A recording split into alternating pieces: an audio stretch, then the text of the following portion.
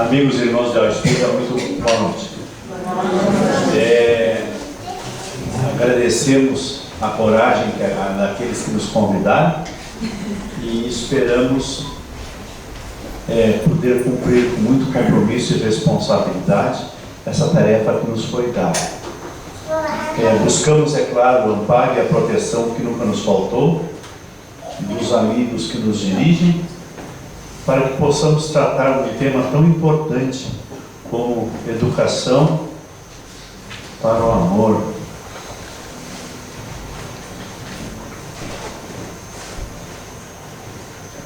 Vós sois deuses, poderão fazer tudo o que eu faço e muito mais. Sois a luz do mundo.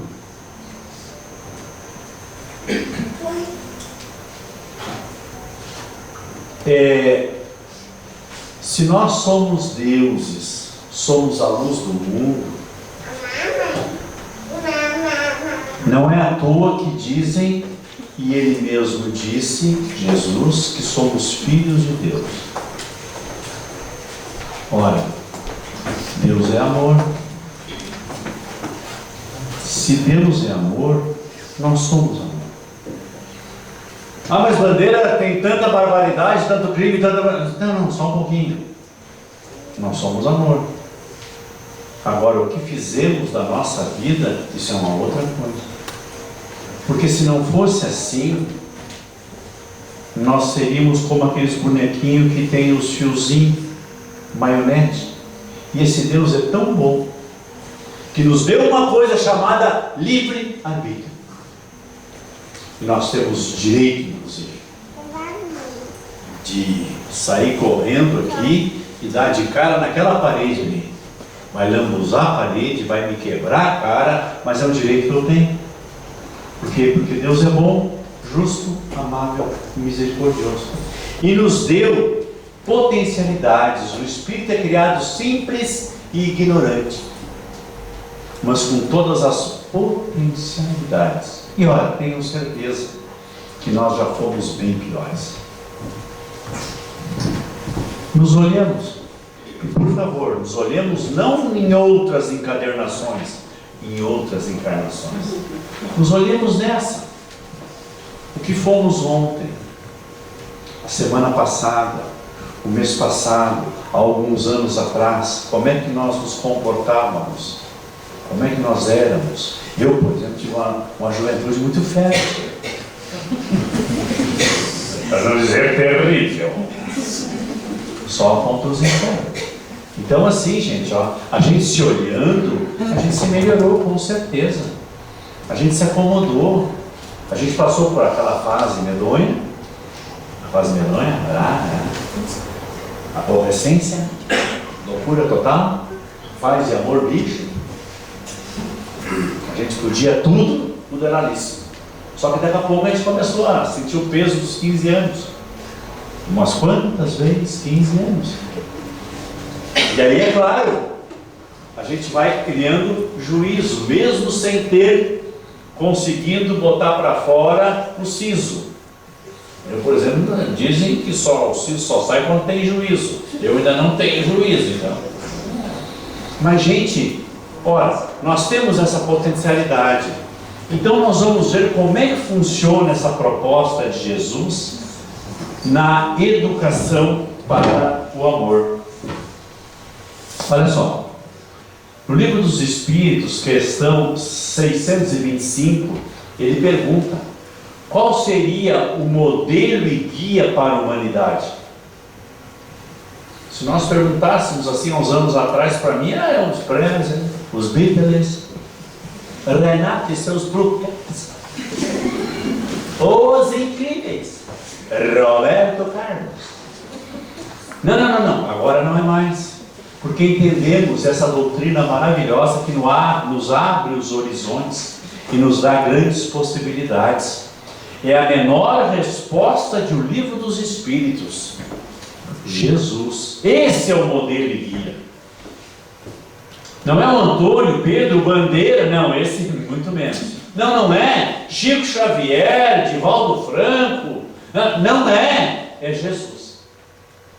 Os espíritos são assim, diretos. É a menor resposta do livro dos espíritos. Então esse deve ser assim, o nosso foco. Eu sou o caminho da verdade e da vida.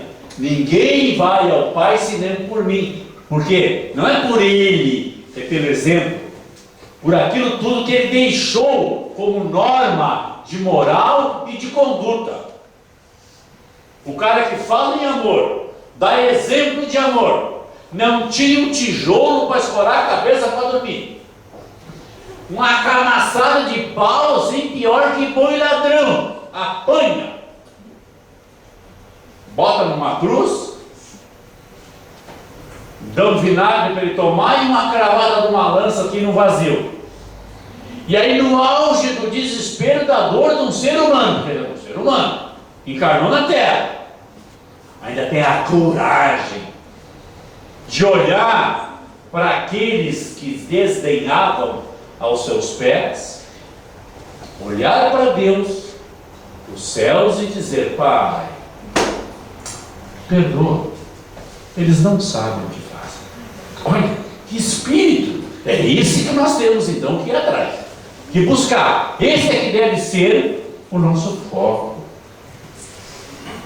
Olha, o Cristo foi o indicador, o iniciador da mais pura e mais sublime moral, da moral evangélico-cristã, que há de renovar o mundo, aproximar os homens e torná-los irmãos, que há de fazer brotar de todos os corações a caridade e o amor do próximo, e estabelecer entre os homens uma solidariedade comum, de uma perfeita moral, enfim, que há de transformar a terra, transformando-a morada de espíritos superiores aos que hoje a habitam. É a lei do não vir destruir, a lei do progresso. Não sei o que. Também era meia-noite. Aqui a natureza está submetida. Eu não vim destruir a lei do progresso. Aqui a natureza está submetida. Gente, grava essa palavrinha aí, que a natureza está submetida. Depois nós conversamos. Que se cumpre, e o Espiritismo é a alavanca de que Deus se utiliza para fazer que a humanidade avance. Evangelho segundo o Espiritismo, capítulo 1 e item 9. Gente, assim, ó, caridade. Então, assim, por favor, como é que é caridade segundo São Paulo que entendia Jesus? Benevolência, indulgência e perdão. Eu vou dizer uma coisa aqui, que de repente eu nem apareça mais aqui por causa disso, mas eu tenho que dizer, por uma questão de lealdade para comigo, para com Jesus e para com Deus. Da sopa não é caridade. Da roupinha não é caridade. Alguém que está caindo, estender a mão e levantar, isso não é caridade. Procurem lá no Evangelho o que é dever. Vocês vão entender por que não é caridade. É dever de como humanidade de nós estendermos a mão para o nosso próximo. É dever. Cuidar de um pai, de uma mãe, de um filho, é dever, não é caridade. Porque segundo Jesus, caridade é benevolência, indulgência e perdão das ofensas. Isso é caridade. Benevolência, indulgência e perdão das ofensas. Benevolência para com todos, indulgência para as faltas alheias e perdão das ofensas. Isso é caridade. Agora, essa outra parte é a obrigação nossa de nos entre ajudarmos. Nós estamos falando de amor, educação, não é isso? Gente, vocês já pensaram? Tem até umas histórias que contam por aí, que o amor, quanto mais se dá, mais se tem. Agora, gente, vocês se deram conta do nosso ciclo de amizades? Aquela amizade que a gente não se dá conta que tem. É lindo isso, a gente pensar nisso. Nós estamos em alguma via por aí, em algum local, e daqui a pouco alguém que necessite, que esteja numa situação brasina de dificuldade, seja ela qual for, imaginem a que vocês quiserem. A minha é o cara caído no chão ali, ó, babando no canto da boca. Aí tu passa, não conhece, não sabe quem é, mas coloca numa posição mais confortável, liga para o SAMU, o SAMU vem, atende, leva embora, tu vira as costas e tchau. Gente, esse cidadão que está caindo ali, que tu nem sabe quem é e não te interessa, ele tem protetores espirituais, que talvez fossem esses que te conduziram a essa situação, porque conheciam a tua intimidade na área do dever. Esses amigos que cuidam desta pessoa que tu desinteressadamente estendeu a mão, vão começar a te olhar. Você vai me dar, por que esse cara aí ajudou aqui o nosso parceiro? Quem é esse cara? O que esse cara fez? Olha aqui, o cara veio aqui, ajudou, tirou, botou, chamou o SAMU. Olha aqui, ó. Nós temos que dar uma olhadinha nesse cara. Nós temos que ficar de olho nele. Porque daqui a pouco ele vai precisar de uma mão, e ele ajudou o nosso amigo aqui, que nós estamos cuidando, nós podemos ajudar ele também. Dá para entender essa corrente? De um ajudar o outro, e que a gente faz sem ter ideia, e eu estou falando dos amigos espirituais, que todos nós temos, aqueles guardiães, aqueles anjos de guarda, chamem como quiserem, aqueles espíritos guias, aqueles protetores, todos nós temos, sem falar dos amigos e parentes que nos acompanham durante as encarnações. Então pensa, a quantidade de gente que tem envolvida com esse, e tu vai ali assim, só por um ato de dever, de compromisso, e levanta. Olha só, quanta amizade tu acabou de conquistar. E a gente não se dá conta. É disso que nós estamos falando aqui. E aí, humanidade, humanos, uma solidariedade comum. Solidariedade, fraternidade, solidariedade, a gente poder se olhar, se abraçar, se respeitar, querer se colocar no lugar do outro com a empatia. Olha só, olha a proposta de Jesus para nós. E aí, gente, eu não vim destruir a lei. A natureza está submetida e que se cumpra. A gente diz assim, ó: amarás o Senhor teu Deus de toda a vossa alma, de todo o vosso espírito, de todo o teu coração. Esse é o primeiro mandamento, mas eis aqui o segundo, que é semelhante a este: amarás o teu próximo como a ti mesmo. Me diz uma coisa aí para mim. Quem é que inventou? Quem foi que disse, quem é que falou que o próximo é aquele que está mais próximo, que é só o ser humano? Já pensaram nisso? Que o meu próximo não é só o ser humano? E onde é que está o leão, o jacaré, a onça, o rio, a árvore, o ar, o ambiente que a gente está? Porque alguém consegue sobreviver sem estes próximos? É muito bom, né? A gente acordar pela manhã, abrir a janela para aqueles que dormem de janela fechada, que não é o meu caso. Olhar para fora assim, muito obrigado, Senhor. Que dia lindo. Uma baita de uma chuva e relâmpago e trovada, mas que dia lindo. Meu santo sogro, meu filho, enquanto chove não faz secar. Olha, acerto ele. E eu abro a janela, assim, a janela, né? Vou para lá para a janela, muito obrigado. Todas as vezes. Muito obrigado.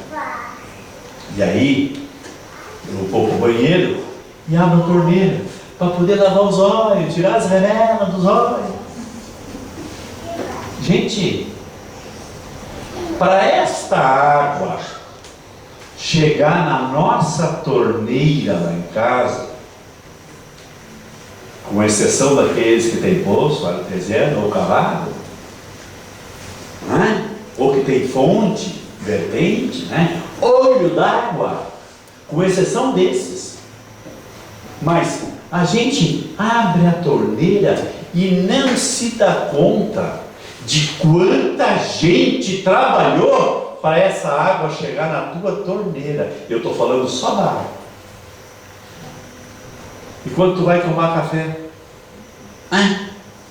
quanta gente para fazer esse pão chegar na tua mesa, essa banha para tu passar no pão e comer com açucrinho com sal.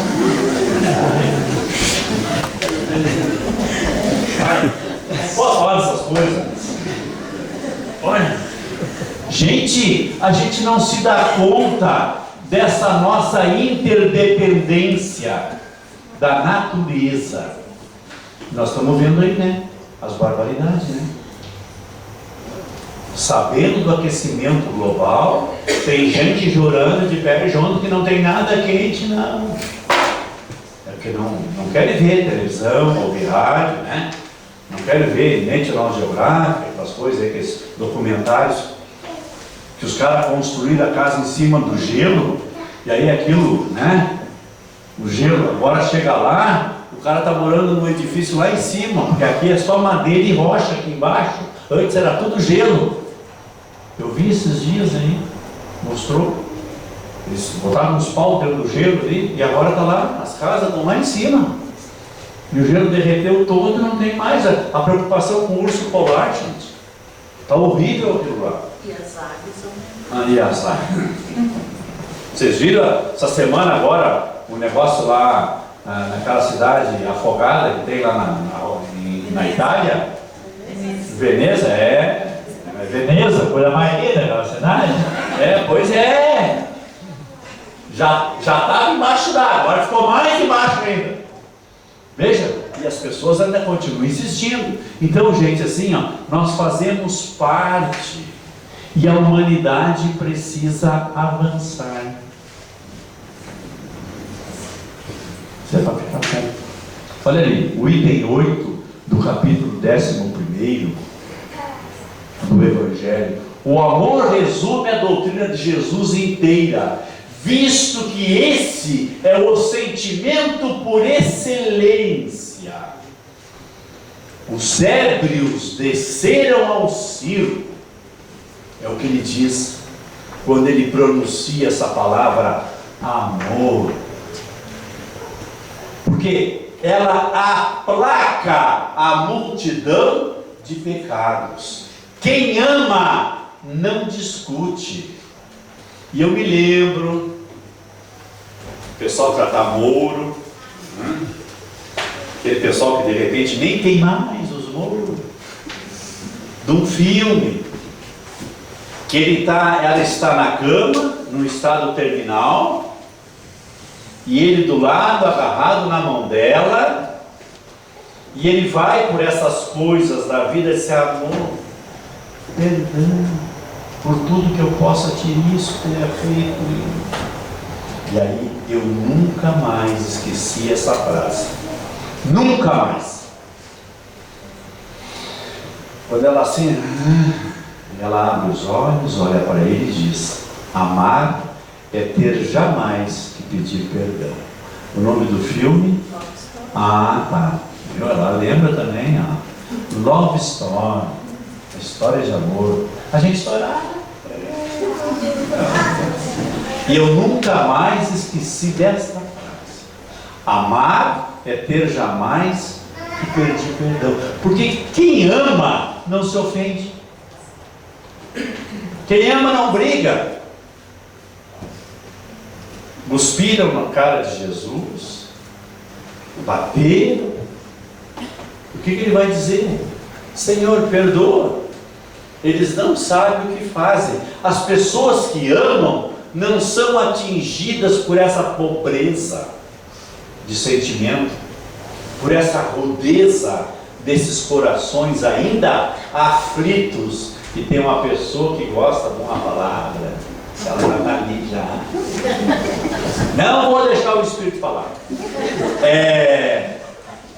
Momentâneo. Olha só o que ela faz para dizer uma palavra. Momentaneamente equivocados. Isso é lindo. Só podia ser parte dessa mulher mesmo. Isso é lindo.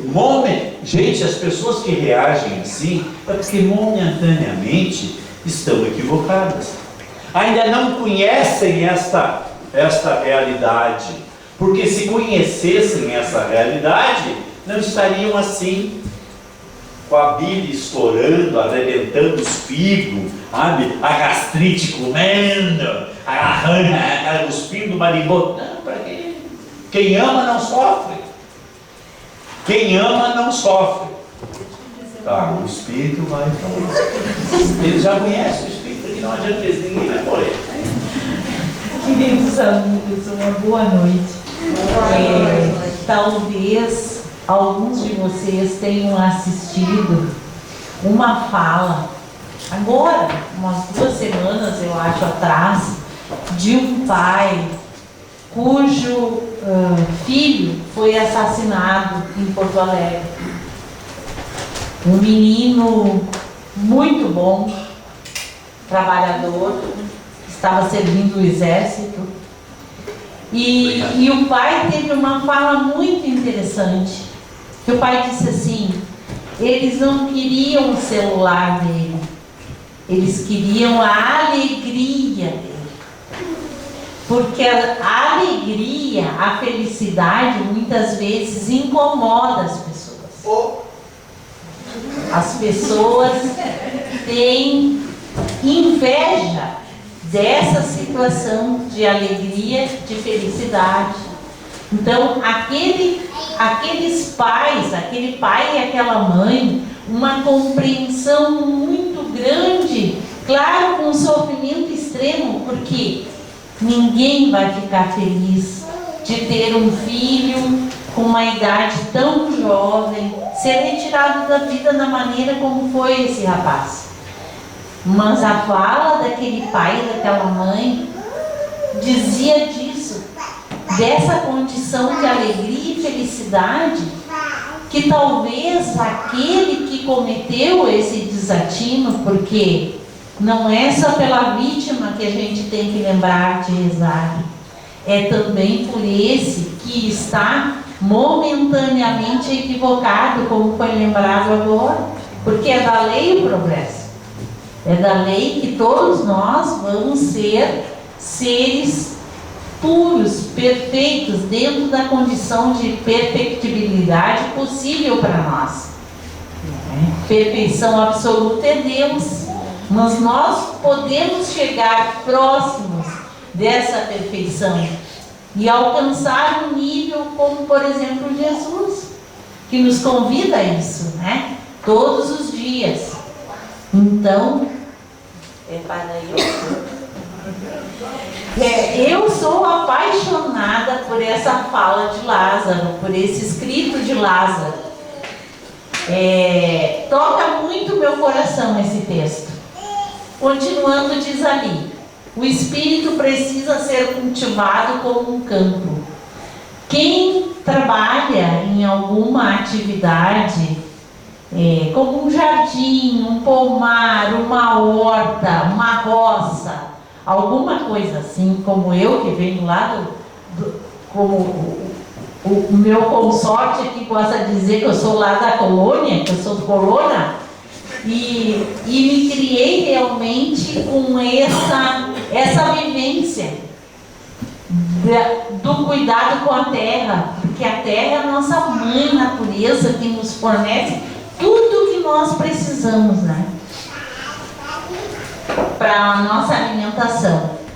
Quem já teve essa experiência sabe o quanto custa a gente preparar um terreno, adubar o terreno. Muitas vezes aqui, como a região de vocês, tirar as pedras, deixar aquele solo em condições de plantio, dá trabalho, dá muito trabalho. Eu queria pegar essa febre da agricultura, do colono. E aí, casei com essa linda figura, e a sogrinha quis fazer uma parceria comigo da cidade. Jovem, bonzinha, linda. E eles tinham, nas terras deles, lá em São Leopoldo, uma macega de taquara de caniço. Imagina, taquara de maior uma macega. E a sogra chega com a proposta para mim. André, vamos limpar aquela coisa ali e vamos plantar repolho para nós vender? E eu acreditei. Me avancei que nem bicho naquela taquareira. Me arrebentei tudo. Fizemos canteiro e plantamos o tal do coração de boi. Por favor, gurizada. Em 3 meses dá isso. É repolho isso, não é para plantar o coração do boi lá em casa, né? Olha lá, hein?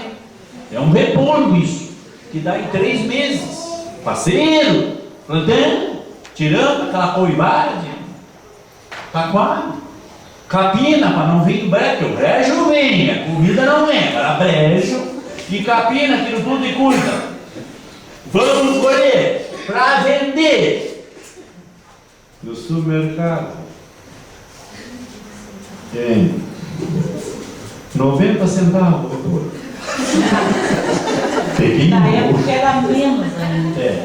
Era menos. Naquela época foi estava assim, ó, 1 centavo o quilo. Era esse o preço, 1 centavo. Rapaz, eu peguei um nojo desse tal de repolho.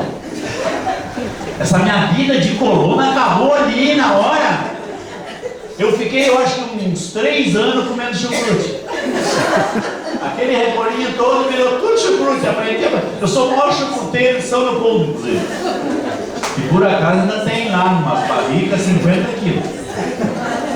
A gente fazia chucrute para a festa do alemão lá em São Leopoldo. Eu que fazia.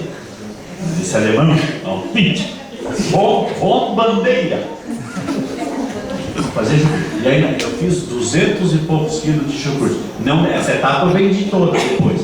Mas essa aí que eu estou falando agora ainda tem cá 50 quilos. Se na última São Leopoldo Festa eu fiz 200 quilos. Tá bom, tá bom, obrigado. Então, voltando aqui para o nosso texto. Toda a riqueza futura depende do labor atual, que vos granjeará muito mais do que bens terrenos, a elevação gloriosa. Para que a gente tenha bens aqui na terra, a gente tem que se esforçar, tem que trabalhar, tem que fazer por merecer, né? Mas ali nos convida a um empenho em relação à nossa vida espiritual. Aquele empenho desse trabalho com a gente mesmo, desse trabalho de mudança que nós precisamos fazer. É então que, compreendendo a lei de amor, que liga todos os seres, como já foi lembrado aqui, a solidariedade que nos une, porque ninguém consegue sobreviver sozinho, nós precisamos dos outros, uns dos outros. É ilusão quem acha que pode tudo e que não precisa de ninguém. É ilusão. Então, ligando todos os seres, buscareis nela os gozos suavíssimos da alma. Aquela tarefa, aquele trabalho, aquele labor, aquele empenho, aquele esforço com o nosso próprio ser. com o nosso coração, com a nossa alma, no sentido de fazer um jardim de cada um de nós. Eu adoro plantas, adoro flores. Então, eu brinco assim, eu digo, quando chegar lá na realidade espiritual, que eu tenha lá um canteirinho para eu cultivar, para eu plantar, eu já vou ficar muito feliz se eu tivesse. Por favor, me convida. Pois é. Então, vamos se encontrar lá para fazer um jardim bem bonito lá, né? Mas fazer... aqui do outro lado também. Isso, lá são mais lindas, né? Porque lá é a verdadeira vida. Então, prelúdios das alegrias celestes. Quando a gente lembra assim dessa condição espiritual, de estar numa elevação, numa condição de paz, de tranquilidade, da consciência tranquila, foi falado antes da consciência, né?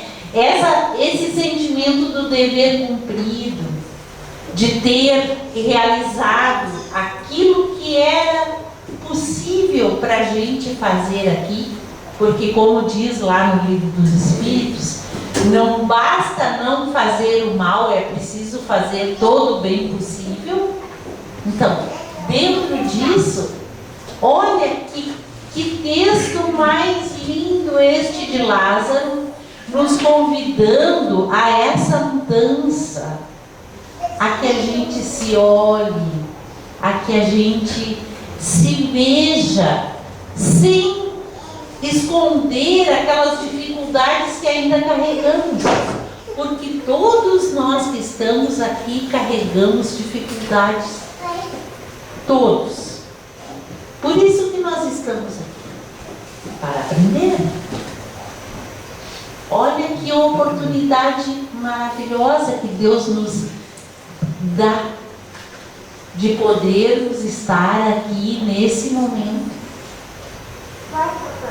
Então que a gente possa dar o empenho, todo o empenho necessário para tornar a nossa alma um jardim florido muito lindo, ou um campo de trigo muito lindo.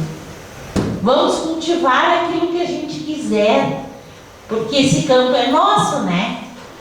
A gente não vai querer cultivar coisas negativas. Vamos cultivar coisas que valham a pena. Olha só, ninguém está aqui de passeio, ninguém está aqui de férias. Sofrimento faz parte da nossa natureza. Agora lá no Evangelho vai tratar do bem e mal sofrer. Por quê? Porque tem pessoas, meu Deus do céu, é só porque Deus me esqueceu. Isso é um mal sofrer. Agora, quando eu tenho alguma enfermidade, alguma dificuldade, uma unha encravada, o que eu fiz, Senhor, para estar nessa situação?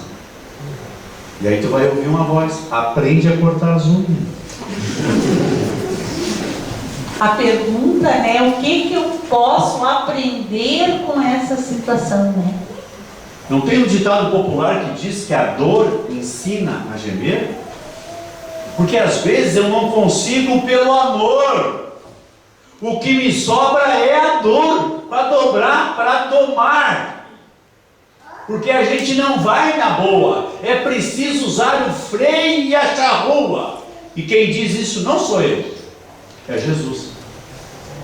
É Ele que fala no freio, na charrua, que temos que domar as nossas más inclinações. Na versão da ID, ele vai dizer que nós temos que domar as nossas más tendências. Nas duas versões o verbo é domar. Quem é que a gente doma? Não é animal? Pois é, nós somos animais irracionais, inclusive.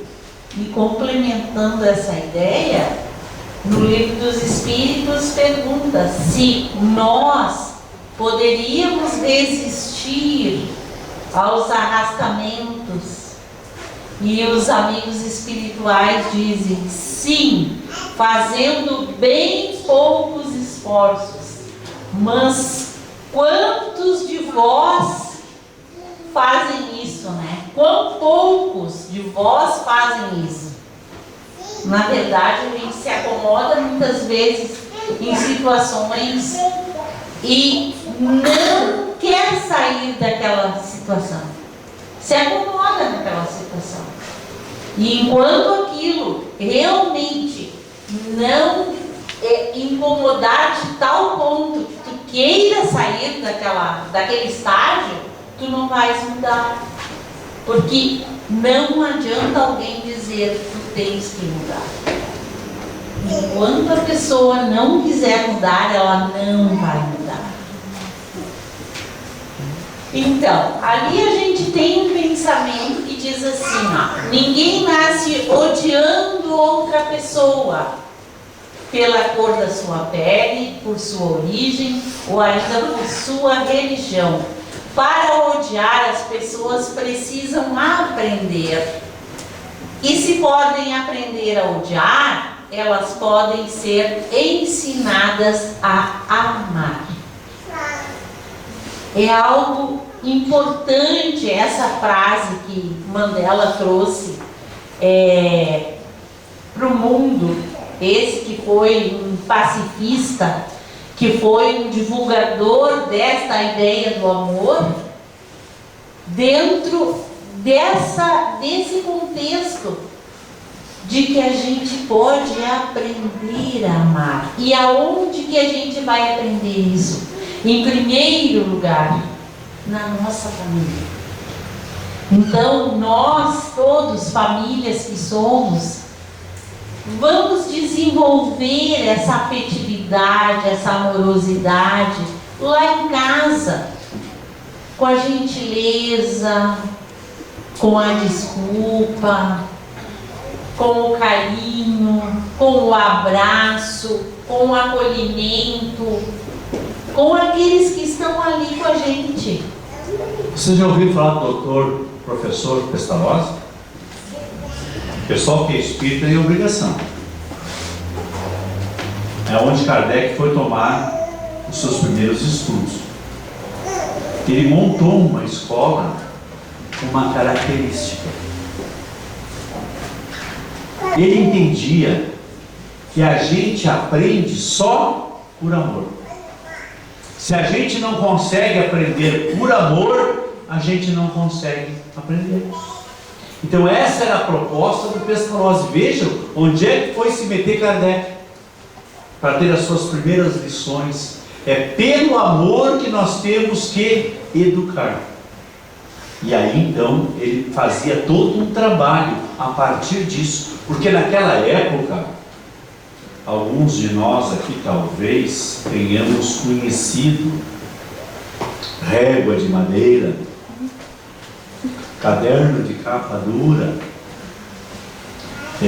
palmatória, caderno de capa dura, né? Por que tu não fez a lição? Palmatória. Eu tive um professor. Ajoelhar os vídeos. Eu tive um professor que duvido. Ele nunca errou um toco de giz escrevendo no quadro. Ele nunca errou. Ele estava escrevendo no quadro, ele acabou com bandeira da vida, começava aqui. Rapaz, ele virava aquilo assim, mas ele não errava nunca. E quando a gente era feliz quando era o giz, porque naquela época o apagador era desse tamanho. E ele mandava o apagador, ele não errava. A gente passou por isso, e os pais davam maior força. Pode bater uma prova. E se eu souber que ele apanhou aqui do professor em casa, vai apanhar muito, pai. Eu vivia bloqueado, né? Vivia marcado, não que eu fosse um mau aluno. Vovô, eu já vi aquele relógio. Então, não é uma receita de bolo, mas são algumas situações para a gente refletir, tá? Como educar-se para o amor? Como é que nós podemos trabalhar isso em nós, né? Você vai ficar tonto. Então, buscar a inspiração superior. Nossa ligação a Deus, a Jesus, aos benfeitores. Nós somos criaturas que a nossa origem é Deus. Então, essa ligação espiritual com a divindade, com Jesus, com os nossos anjos guardiães, com os nossos benfeitores, ela vai nos dar essa condição de sustentação, essa condição da gente ir se trabalhando para melhor, porque com certeza nós sozinhos não vamos dar conta disso. Então, estarmos nessa ligação, foi lembrado aqui da prece, né? Pela manhã, agradecer aquele dia que está começando, agradecer aquela noite de sono abençoada que nós tivemos, agradecer o trabalho, que quantos estão sem trabalho nesse momento. Então, a gente só tem a agradecer, nós temos que agradecer muito e nos unirmos a essa espiritualidade superior para que nós possamos ter força, ânimo, coragem, esperança para estar aqui e cumprir aquilo que a gente veio cumprir aqui, que cada um de nós tem compromissos a realizar. Autoconhecimento para identificar nossas sombras. Todos nós carregamos dificuldades, situações que necessitam mudança, que necessitam transformação. Então, ter sinceridade de se olhar, porque não é pelo fato de nós estarmos aqui dentro da casa espírita que eu vou deixar de ser maledicente, se eu sou maledicente, que eu vou deixar de ser desonesto. A casa espírita vai me ajudar nesse processo de querer mudar, me fortalecer para mudar. Mas nós vamos mudar ao longo do tempo. Ninguém vai virar anjo de um dia para o outro. E no próprio Evangelho diz, né? Conhece-se o verdadeiro espírita pela sua transformação moral, pelos esforços que fazem domar as suas más tendências. Então, dentro disso, nós nos olharmos com sinceridade e vermos aquilo que nós precisamos ainda trabalhar em nós e investir nisso. Cultivar bons sentimentos. Nós precisamos tirar os índices que a gente ainda carrega, né? Mau humor, maledicência, inveja, né? E cultivar coisas boas, por exemplo, otimismo. Ter uma atitude amorosa de confiar em Deus que nós vamos vencer aquelas dificuldades que nós estamos passando. Até por uma questão de saúde física. As pessoas que não cultivam isso, que cultivam ódio, rancor, mágoa. Eu falei antes aqui, gastrite, úlcera, azia, má digestão, infarto, AVC, prisão de ventre. Gente, isso é fato. Isso é fato. As doenças estão ligadas diretamente ao nosso psiquismo. Tanto é que 99,9% das doenças são psicossomáticas. Ela acontece de dentro para fora, é da intimidade. As pessoas que têm essa coisa da mágoa vai sofrer de um infarto de miocárdio. A pessoa que guarda rancor, que tem aquele ódio, vai ter câncer de estômago, de intestino. Vai ter câncer de estômago ou de intestino. Então vejam a interferência desse mau humor. Por isso trocar, porque não fica buraco, gente. Nós temos que trocar isso, e ninguém troca isso do dia para a noite. Tá? Então a gente tem que vir aos poucos fazendo esse esforço para cultivarmos os bons pensamentos. Aquele relógio não para. Serviço no bem. A gente trabalhar não só pensando na nossa condição, mas pensando no próximo. E aqui nem é dentro da ideia do material, né, que foi mencionado antes. É certo que muitas vezes nós precisamos dar aquele prato de comida, aquela roupa, mas é muito mais o dar-se, o dar uma palavra, dar um sorriso, dar um abraço, o dar uma atenção, o dar um ouvido para escutar alguém que está necessitado. Tantas situações de suicídio, por que será, né? Situações de suicídio, talvez muitas dessas pessoas não tenham a quem repartir a sua dor, e a dor fica muito maior quando a gente não consegue repartir com alguém. Vocês sabem qual é o mal do nosso século? Qual é a doença do nosso século? Depressão. Obrigado. Gente, a doença do nosso momento, do nosso século, é a depressão. E a depressão, ela começa por falta de ouvidos. A gente não tem tempo. Já ouviram falar dos invisíveis? Aquelas pessoas que a gente faz de conta que não existe? É o cara da sinaleira, é o cara que está no chão ali, dormindo. É aquela pessoa que a gente botou num quartinho lá do fundo de casa, para as visitas não ver, porque atrapalha, porque se baba na hora de comer, que estraga a toalha da mesa. São os invisíveis. E a gente não tem ouvido para ouvi-los. A gente, quando faz atendimento fraterno, a pessoa senta naquela cadeira e começa. Blá, blá.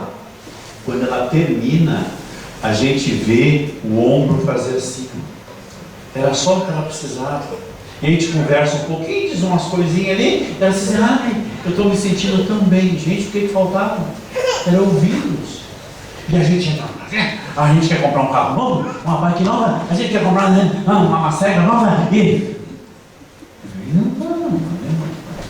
é o tempo, inclusive o próprio uso do celular, né? As pessoas muitas vezes chegam em casa, ao invés de sentarem, conversarem, cada um fica no seu celular, cada um no seu mundo individual, isolado. E não se troca mais, não se dialoga mais, não se conversa mais. Ali, perseverança e vontade. É preciso que nós trabalhemos com muita energia esta questão da perseverança e da vontade, naquele foco que a gente quer, né? Ontem ainda a gente estava estudando o capítulo 14 da Gênesis, e daí dizia assim, falando dos fluidos, né? Da energia da vontade, o quanto isso mobiliza. A energia da vontade que eu coloco em algum foco, em alguma coisa. E dentro dessa ideia da gente se educar para o amor, vai depender de nós essa autoeducação, né? Tem um pensamento de Joana de Ângeles muito interessante que diz assim: a melhor maneira de servir a Jesus é autodisciplinar-se. Autodisciplinar-se é justamente isso. Nós trabalharmos para sermos melhores, perseverando, insistindo, treinando, fazendo, repetindo, porque não vai ser de um dia para o outro que a gente vai ficar bom, né? Se Jesus que tinha toda a perfeição que tinha. Quando chamaram ele de bom, ele disse: não, eu não sou bom. Bom é meu Pai que está nos céus. Imagino que nos sobra. Que nos sobra. Então, e uma palavrinha, não que aqui esteja tudo, né, gente? Algumas ideias para a gente maturar, para a gente pensar, para a gente refletir. Exemplo. Exemplo fala mais que qualquer coisa. O exemplo da nossa vida para quem esteja perto de nós, para que nós possamos contribuir para um mundo melhor, para um mundo mais feliz. Como disse numa das lâminas ali, tornar esses espíritos superiores à condição que estão no momento aqui na Terra. Quando é que a Terra vai mudar? Quando a gente mudar? Nós, espíritos encarnados e desencarnados que aqui estamos.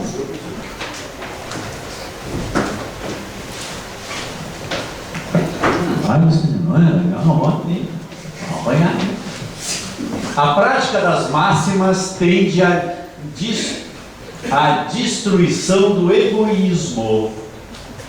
Quando as adotarem para a regra de conduta e para a base das suas instituições, os homens compreenderão a verdadeira fraternidade e serão e farão que entre eles reine a paz e a justiça. Não mais haverá ódio nem dissensões, mas tão somente união, concórdia, benevolência mútua. Num trabalho mediúnico trazido e contado pelo doutor Isaías Claro, ele vai dizer que receberam uma mensagem numa mesa mediúnica que dizia assim: nós tínhamos união e não tínhamos ideal. Vocês têm ideal e não têm união. Assinado Virgulino Ferreira, Lampião. Nós tínhamos união e não tínhamos ideal. Vocês têm ideal e não têm união. Virgulino Ferreira. As nossas instituições, aquilo que nós queremos para nós, lembrem, instituição, incluam família aqui. Unidos somos sempre mais fortes. Sempre. Unidos somos. E aí, para não dizer que eu não falei de flores, eu sou o grande médico das almas e venho trazer-vos o remédio que vos há de curar. Muita paz e muito obrigado.